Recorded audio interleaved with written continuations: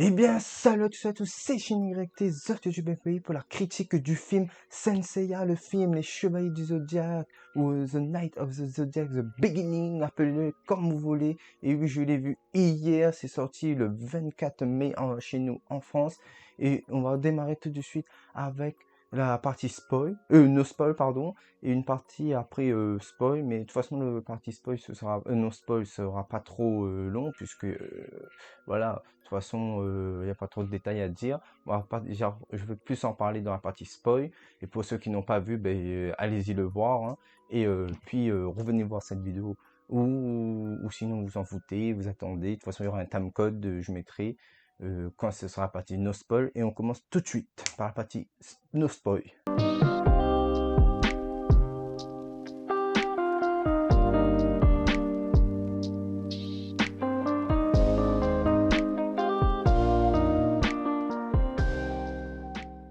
Alors, bienvenue dans la partie non-spoil. Déjà, petit t-shirt rouge comme Seiya pour commencer. Donc, déjà, c'est une réadaptation de l'œuvre, je dis bien une réadaptation de l'œuvre originale de Masami Kurumada. Donc, le film, je vais parler déjà du résumé du film sans trop spoiler pour la partie spoil et pour ceux qui n'ont pas vu. Donc, j'insiste pour que vous allez le voir. C'est, bon, si vous êtes curieux, allez le voir, hein. Mais bon, voilà, c'est une réadaptation déjà de base, je dis. Donc n'attendez pas à avoir du vraiment du Senseiya comme dans l'œuvre de Murasami Kurumada, pardon.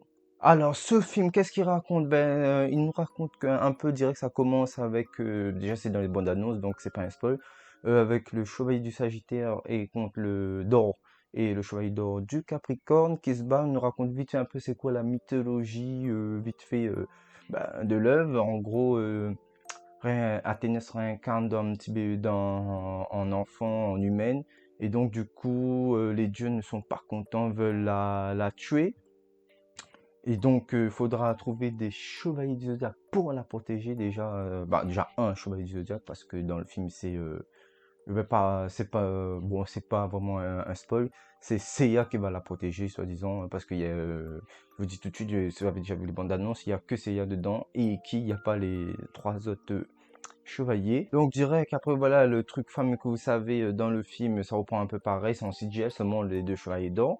Bon c'est pas un spoil, c'est toujours dans la bonne annonce. Donc après ensuite je dirais que sur Seiya, oui ça passe base des règles comme ça va aller même pas une minute, t'as 40 secondes, on t'explique vite fait c'est quoi la mythologie, bon là les bases du film.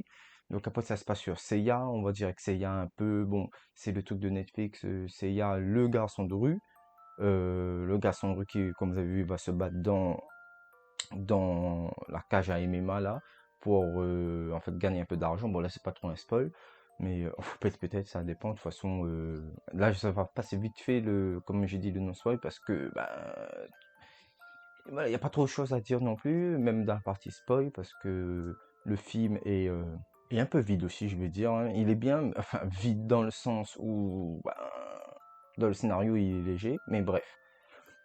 Donc après, voilà, on voit Seiya, Seiya il rencontre, on voit Seiya, puis les étapes, l'autre étape sans trop rentrer vite fait dans le spoil, on va le suivre un peu, connaître un peu son histoire, sans rentrer dans les détails, puis il va faire la rencontre comme on voit dans le truc dans la bande-annonce, Kido.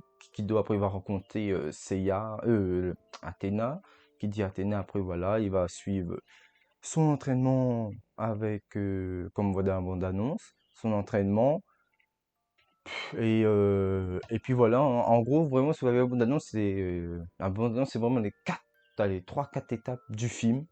Donc, si vous avez la bande-annonce, c'est ça qui est chiant, parce que si vous avez vu la bande-annonce, en gros, la partie non-spoil, c'est la bande-annonce. Si nous, en tant que gens, spectateurs qui ont regardé le film, dans la partie spoil, on n'est pas obligé, donc c'est pour ça qu'on va passer directement à la partie spoil, parce que il n'y a pas vraiment trop de choses à dire dans la partie non-spoil. Déjà là, je me répète. Et si vous voulez pas regarder le spoil, ma partie spoil, je vous dis tout de suite mon avis, ça va, c'est regardable. Quand je dis ça va, ça passe, c'est regardable. C'est pas comme Dragon Ball Evolution pour ceux qui disent ouais, qui étaient en train de critiquer sur les réseaux sociaux, tout ça, et les articles que c'est aussi pire que Dragon Ball. Aussi pire, ça dépend. Pour moi, il y a quand même un petit respect à l'œuvre et tous les gens crient, mais parce qu'ils s'attendaient à du Senseiya et ils avaient bien prévenu que c'était une réadaptation, donc plus comme la série, nouvelle série Netflix ils ont fait là avec les 2 saisons. Bon, c'est pas du Senseiya on connaît, mais bon, c'est pour américaniser la chose. Donc vous avez dit bien, c'est Netflix américain, ketchup comme on dit, gros burger, le soda. Donc voilà. En vrai, bon, c'est juste les effets spéciaux, bof. Deux quarts du temps pour être gentil, bien, je veux dire bien 2 quarts du temps du film, pas très ouf ouf. Mais sinon, ça reste regardable. Comme je dis, allez le voir. Si vous allez le voir, n'attendez pas, allez le voir comme si c'est un film normal qui mélange de la mythologie grecque et de la nouvelle technologie. Et voilà, n'attendez pas du Senseiya. Voilà, c'est tout ce que j'ai à dire. Et nous passons direct à la partie spoil.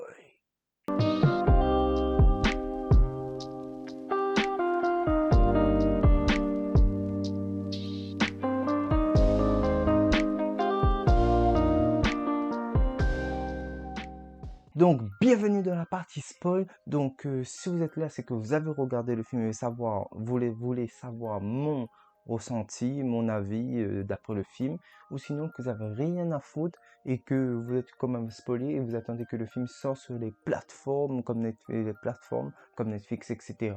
Donc, faites comme vous voulez. Alors maintenant, je vais pouvoir comment bien détailler tous les un peu chaque passage que je m'en souviens parce que le film est tellement pas trop marquant, juste comme si tu regardes un film lambda qui passe à la télé. Même, je crois, la façon déjà de parler, donc ça filme le rythme du film déjà. C'est un peu chiant, c'est genre crescendo, tu vois, ça monte, ça descend. Au début, toi, on te met bien l'ambiance, ça monte, l'action et tout, d'un coup, genre, allez, les 15 premières minutes du film, c'est vraiment ça speed de l'action, un peu, et aussi de la discussion, du dialogue, mais bon, les dialogues sont OSEF, on va dire. Et direct, donc là je vais un peu spoiler, on arrive, voilà, plan après sur le début, après comme je vous expliquais, le combat entre les deux chevaliers d'or pour introduire un peu le contexte. Nous avons Seiya qui a des flashbacks dans un bestiaire de combat d'anima où il revoit sa sœur, ou c'est sa sœur qui a le collier déjà, le collier du Pégase, où il y a le cosmos, et quand il s'entraîne avec sa sœur, quand il touche, il frôle ou il touche le collier, et bien tu as le cosmos qui agit et tout. Il a dit non, c'est à faire attention. Et du coup, tu as la maman, qui est la maman de Athéna, oui, je peux dire comme ça, maman d'Athéna, parce qu'il y a une maman dedans. On ne voit pas dans le truc, mais en fait, Funken Johnson, la méchante du film, on va dire, c'est la maman d'Athéna. Grande surprise. Euh, qui recherche en fait les cosmos des gens qui sont comme Athéna. Parce que en fin de compte, Athéna, quand elle était petite, elle avait un puissant cosmos qui avait cassé les deux bras, avant-bras de sa maman. Et du coup, vous avez dit qu'elle est trop puissante. Du coup, c'est pour ça que lui, Kido a préféré rester gentil et aider sa fille à trouver le problème, résoudre le problème, qu'elle voulait la tuer. Et du coup, elle voulait chercher tous les autres gens, enfants qui avaient le même cosmos que elle, pour les détruire, pour soi-disant protéger la Terre, l'humanité. Et en même temps, elle doit prendre aussi le cosmos de ses enfants pour pouvoir survivre, parce qu'elle a 2 bras. En fin de compte, c'est comme une malédiction qu'elle a sur elle, qui traverse dans ses veines. Et donc, du coup, à chaque fois que tu vois, elle est un peu mauve, ses mains comme ça, la bionique. Et du coup, elle a dit que c'est la malédiction d'Athéna. Et du coup, elle absorbe via des tubes comme ça en mode vraiment X-Men, quoi. Ben, c'est voilà, X-Men, le cosmos des autres gens. Et elle vit comme ça et elle les tue comme ça. Pour pas parler du RIP. Donc voilà, tous les débuts, ouais, les 10 premières minutes quand il va rencontrer Kido et Tatsumi, je crois, en japonais, mais je sais plus le nom en français, qui donne à le majordome. Tout ça, c'est c'est bien. Après, c'est mou, mais c'est mou. Même pendant voilà, le milieu du film, là, on est à peu près à 30. Pour moi, la deuxième partie du film, c'est en 30 et ouais, 50 minutes du film où Il fera son entraînement avec Marine. Déjà, les punchlines qui s'envoient avec Marine, c'est pété. Donc, c'est un point aussi que je veux l'aborder. Un peu les moments drôles, on va dire. Mais bon, même les moments drôles, c'est pété. Les blagues qui s'envoient, c'est genre... Marine lui dit un genre de foutant. Et lui, il répond par un autre foutant, mais qui n'a aucun rapport avec... Il n'y a aucun lien, tu vois. Et même les blagues qu'ils font entre eux, genre, je sais plus, Marine, elle arrive, et lui dit, ah, quand il arrive sur la montagne de l'île, enfin, parce qu'après, il va s'entraîner sur une île bizarre non introduite, il va monter sur la montagne comme ça, escalader la montagne, et à un moment donné de la montagne, il rencontre Marine, et Marine lui dit, lui, il s'attendait à avoir un homme pour l'entraîner. Et elle lui répond, moi je croyais voir un véritable homme venir me voir. Tu vois, donc les blagues, et là t'as Seiya qui fait pendant 2-3 secondes pour faire le bon malaise drôle. Ah, ok. Et du coup, voilà, c'est pas très drôle. Ça essaye de faire drôle, mais c'est pas drôle.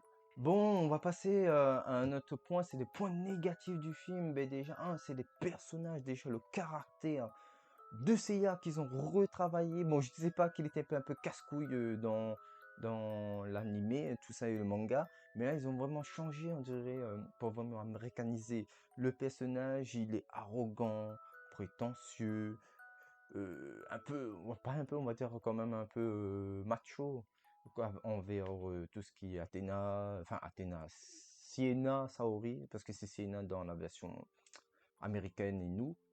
C'est Sienna, je sais pas en version japonaise comment s'ils ont gardé les mêmes prénoms ou pas, en disant ouais tu vois essaye de faire des trucs écart social là, lui il est pauvre et elle est riche, justement quand il va manger avec eux, Kido les invite à manger, lui ouais ok pourquoi pas. Euh, Ils vont manger, là, ils mangent comme un porc, comme ça, vous voyez, comme au Moyen-Âge, hein, tra sans les couverts et tout, il fait beaucoup de bruit quand il mange et tout. Et là, t'as Athéna qui le regarde, il fait oui, ben, what the fuck, un peu de tenue quand même quand tu manges. Et là, il dit oui, mais tu sais pas qu'est-ce que c'est de pas pouvoir manger quand on veut et qu'on peut trouver à manger. On mange comme on peut, quand on veut, comme on veut, où l'on veut. Et on sait pas quand est-ce que c'est le prochain repas, alors que le mec, il est mastoc, quoi. Donc voilà, donc c'est un petit peu ça qui m'énerve un petit peu dans le truc le caractère de Seiya.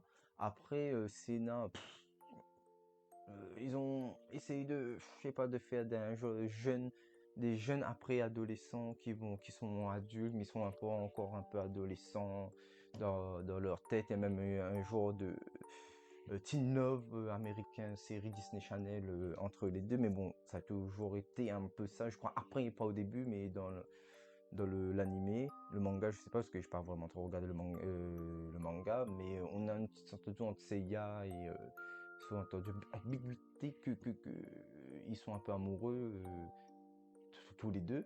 Donc voilà, mais c'est tout. Et après on va parler aussi de l'acting. Bon, ça passe, mais des fois, c'est pas ça. Même Seiya qui fait des fois quand il est dans la comme ça, c'est mal joué, des fois c'est surjoué même, des fois, pour tous les ensembles des personnages, mais bon. Voilà, un des points négatifs. On passe direct au second point négatif. Donc le second point négatif, c'est le scénario qui est pété, qui n'a aucun sens. On t'introduit pas bien, on t'explique pas bien la mythologie, et voilà, c'est Pégase, Cosmos. Il y a le cosmos comme ça, on n'explique pas c'est quoi vraiment les constellations, comment ils ont eu le cosmos. Là, c'est comme s'ils avaient déjà. Bon, normalement, ils ont à peu près déjà le cosmos, mais bon, voilà, on t'explique pas vraiment. Et en plus, on doit te dire que c'est lui, dans ce film-là. Hein. C'est pour poser un peu les bases, mais bon. The Chevalier. Après, t'as Eki. Et oui, quand je dis que le scénario n'a aucun sens, déjà avec le découpage technique, tout ça, c'est un peu le bazar. Des fois, tu t'ennuies un peu, tu dis, ouais, ok, c'est vraiment, on dirait le film, il s'enchaîne comme ça, ta ta ta ta ta ta. Et quand je dis aussi le scénario, c'est dans la façon, le raisonnement des personnages. Comme tu as Funk Dungeon qui est, je sais plus, Gouda, je sais plus c'est quoi son nom dans le film, qui, ouais, il cherche tout le temps, à tout prix, à chaque minute du film, depuis le début, à prendre Athéna pour tirer son cosmos, parce que justement, sinon elle va devenir méchante, parce qu'elle a des visions, comme quoi, si elle se retourne vraiment 100% en Athéna, elle va détruire le monde. Donc elle demande à Seiya de tenir la promesse en gros, de la tuer si elle appelle le contrôle, qui n'acceptera pas, qui dira ni oui ni non. Et à la fin, tu vois, ah ben non, au final j'aime ma fille. Quand il y a comment Iki qui lance sa machine là, ils sont prêts à 80-100%. Et ils disent non mais d'arrêter, en fait c'est ma fille, je l'aime bien et tout. Elle prend une prise de conscience alors qu'elle pouvait prendre ça depuis le début. Ça va éviter que déjà le père il meure en se suicidant en lançant une bombe. Oui, parce qu'il meurt après, bon, c'est beaucoup, je passe vite fait. Et du coup, à la fin, Iki te fait non. Alors déjà, lui, Iki, le personnage, déjà, même, tu regardes comment ils ont pu choisir un mec comme ça, qui le mec fait même pas 1m70 comme moi, pour faire Iki, alors qu'Iki doit faire moins d'un minimum 1m80, un peu plus basané, tu vois, un peu plus bronzé et tout. Donc lui, il me fait rire. Euh, Personne ne calcule que c'est lui parce qu'il s'appelle Nero, mais bon, si vous avez les bandes annonces, vous savez que c'est lui qui va être qui après. Justement, il y a un truc qui me fait rire. Bon, tout le monde va s'énerver parce qu'en final, il fait les Légions du Phoenix, mais il dit pas que c'est les Légions du Phoenix. Il fait un petit point comme ça, poup, sur un des majordomes du début, que Kido, pour savoir où ils sont. Et du coup, la pire peur comment? Oui, du majordome là, du garde du corps, c'est un mille pas de géant, je crois, ou un truc scorpion. J'avais pas trop capté, comme dit, parce que j'ai regardé avec ma soeur et elle avait dit ouais, c'était un scorpion ou un truc comme ça. Elle croyait que c'était justement le chevalier du scorpion. J'ai dit non, c'est pas le chevalier du scorpion, c'est qui? Et ouais, c'est vraiment juste, tu vois, un petit lumière jaune, comme ça. Et du coup, il y a même des gens qui font ah, mais et personne n'avait regardé la bonne annonce, parce que j'avais vu des gens à côté de moi, ils disaient ah, c'est qui? J'ai dit bah oui, c'est qui? Avec sa petite boucle d'oreille là, qui me fait rire bien. Donc voilà, et lui il dit non, et puis voilà, il se transforme en chevalier de bronze, parce qu'en plus il parle pas aussi, il te dit ouais, le chevalier d'argent, va avoir le chevalier d'argent, alors que personne, s'il connaît le truc, ah bon, il dit chevalier d'argent, mais lui il est quoi, il est chevalier de quoi, on ne sait pas. Après, les autres points négatifs, c'est que, ben, Ça va être le découpage technique, comme j'avais dit tout à l'heure, les cuts, les enchaînements de scènes, des fois ça s'enchaîne comme ça. Des fois, ça fait vraiment, tu vois, les dessins animés, surtout quand qu'on change de scène, les cuts pour transition pour passer des gentils aux méchants.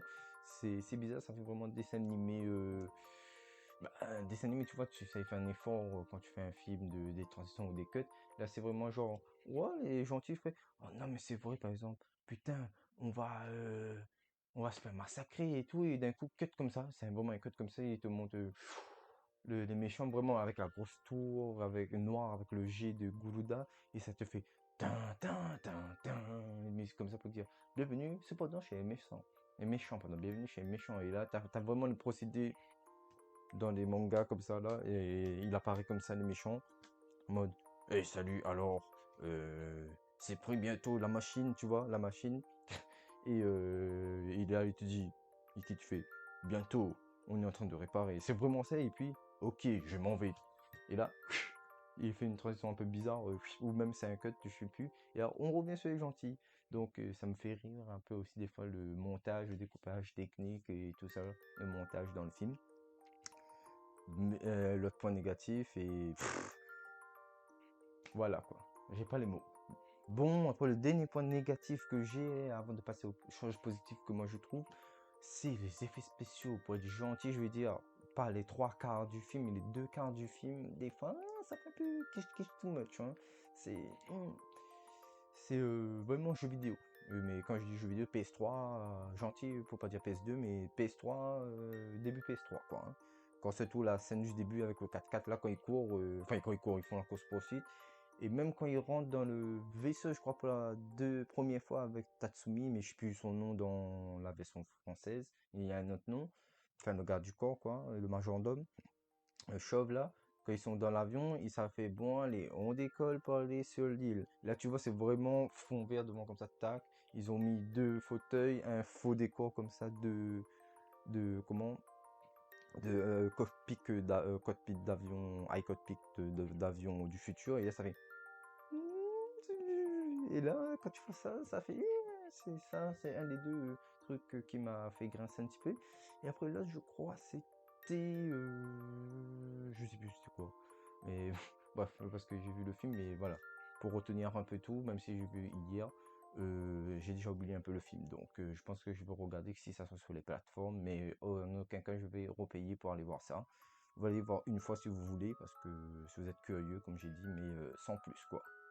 Bon, point positif, c'est quoi? Ben, le casting n'est pas si mauvais que ça, moi, je trouve. J'aurais pas pensé déjà, s'ils allaient faire un film, moi, prendre Mark New pour faire Senseiya. Je sais plus le nom des actrices qui fait Sienna ou Saori comme vous voulez, Athéna.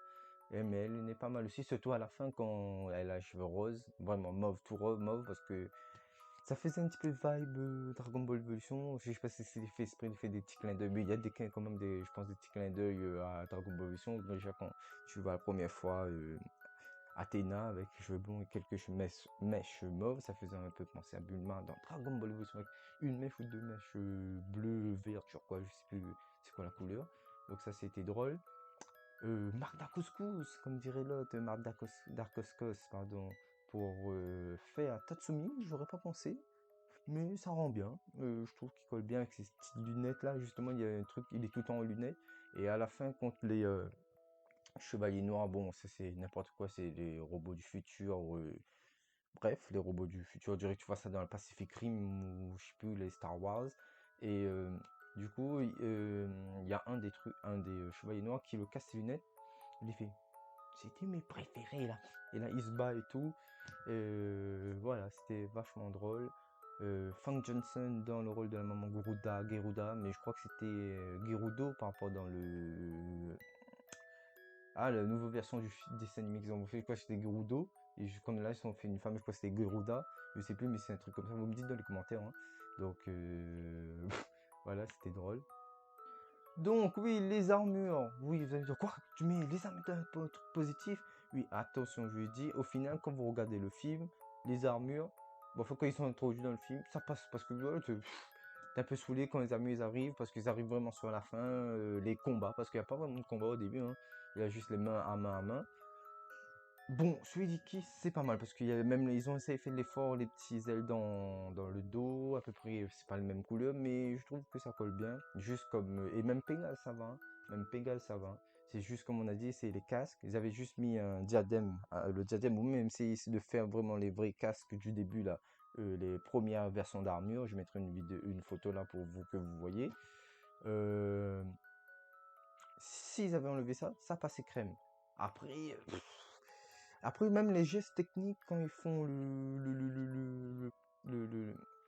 comment, quand ils recherchent leur cosmos Tuseya et qui fait le météore de Pegasus, Pegasus Ryusaken, ça va. Mais bon, voilà.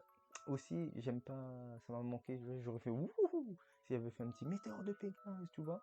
En fait, quand on a le plan solo qui fait des météores, ça va.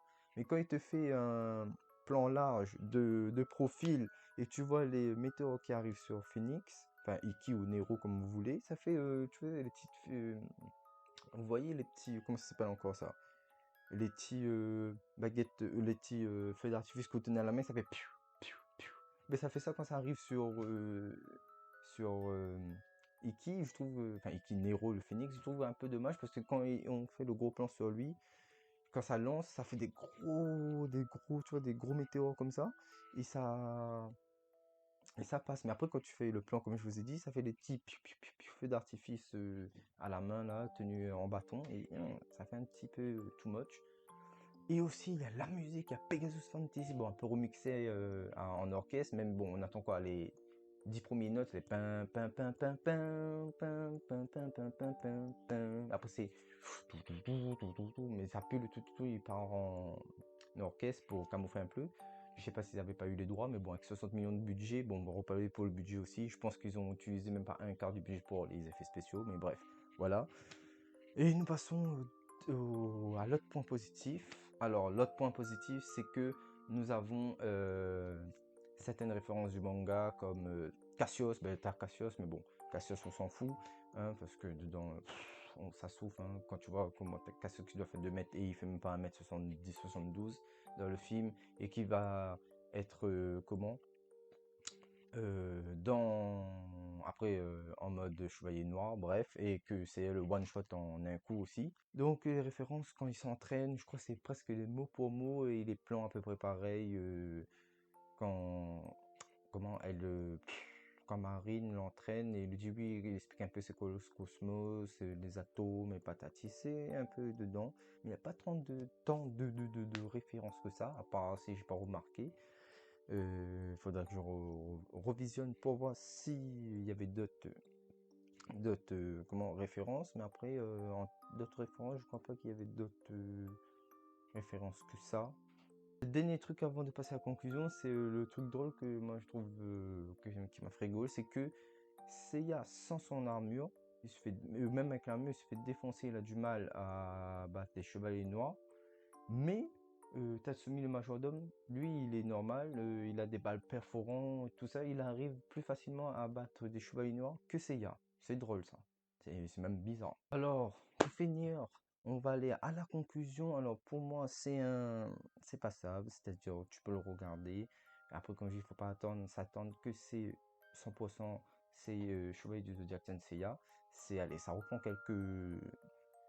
quelques points, mais comme on dit, voilà, c'est une réadaptation, c'est vraiment, après ça, c'est vraiment inventé, tout inventé, t'as les personnages, d'accord, pour te citer un peu que c'est Seiya, mais si on te dit pas que, voilà, lui, s'appelle Seiya, c'est ça, tu pourrais croire que c'est un autre film de science-fiction, c'est ça qui est un peu dommage, dedans, et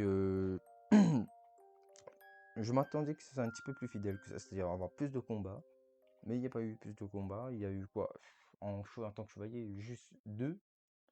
Et c'est sur la fin avec Iki contre Seiya, enfin Iki, Nero, pardon, et c'est tout. Et en plus je suis déçu, il n'y avait pas de scène post-crédit.